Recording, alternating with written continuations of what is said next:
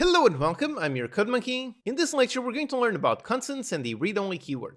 Okay, so normally we have regular variables, like for example int age, and a variable, just like name implies, the value inside of it can change. They're intentionally supposed to be modifiable, so over here I can set it to one value and then set it to another value. Yep, this works. But sometimes you really don't want something to modify. Some things are meant to have some kind of fixed value.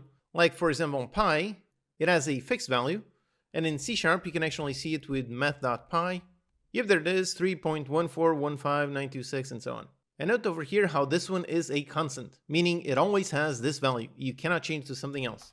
So if here I put it to just 3, nope, this does not work. I cannot assign this to anything else. It's a constant, meaning the value is always going to be fixed. So I need to define some kind of field for something where the value should never change, like for example some kind of float for some kind of player speed. If we set it like this, then this is a perfectly regular field, so we can read it and we can modify it. In order to make it a constant, we just go here and we add the keyword const. And if there it is, now we can use this field whatever we want, and this is always going to have this constant value. We cannot modify this. By the way, for the name, like I mentioned in the naming rules lecture, usually constants are uppercase, snake case. So everything is uppercase and split all the words with an underscore. And of course, since constants cannot change, then we have to assign some kind of value.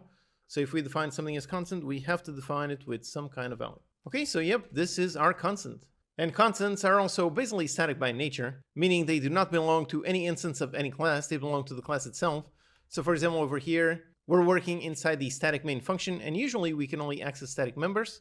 So if this one is just a regular field, if it is like this, then over here we cannot access the player speed. We cannot access it because this one is not static, but by marking something as const, that makes it essentially static by default. So over here we can do console.writeLine, we can print this out, and up here we can indeed access player speed. Also importantly is how constants, they are set at compile time, meaning the value has to be evaluated and defined during compilation, not during runtime. So that means constants are also somewhat limited in what types you can use with them. For example, we cannot make some kind of class. Let's make a class player. So we have this, and now up here we cannot make a private const of type player for the player. We cannot do this because we need to assign a value.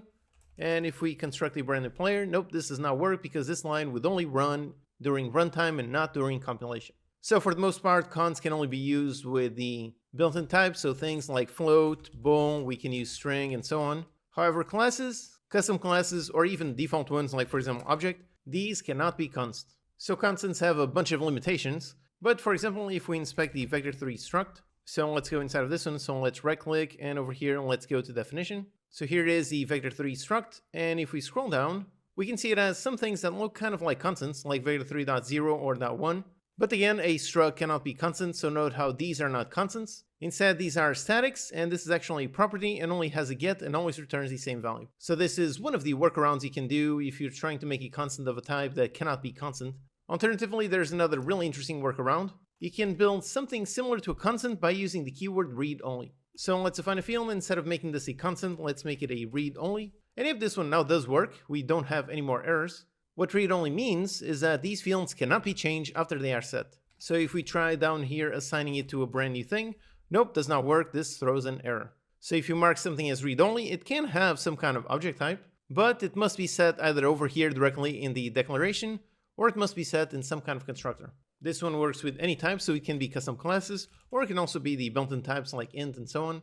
It can still be useful to use read-only instead of const even for these basic types.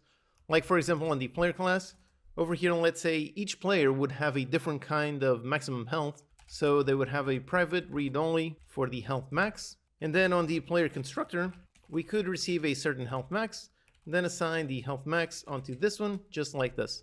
Meaning that this would sort of act like a constant, meaning we cannot change it afterwards. But this way, by using the read-only tag, basically we can set it to a different value and does not have to be set directly at compile time. So that's really the main difference between these two. For any data that you never want to change, and any data that can be defined at compile time, for those you can use const, and if not, you can make it read-only. Once again, remember the main goal behind writing good clean code. The main goal is minimizing complexity, and the best way to do that is minimize how many things can change. So if something is never meant to change, then either just make it a constant or read-only. Doing that will help you make your code much easier to understand.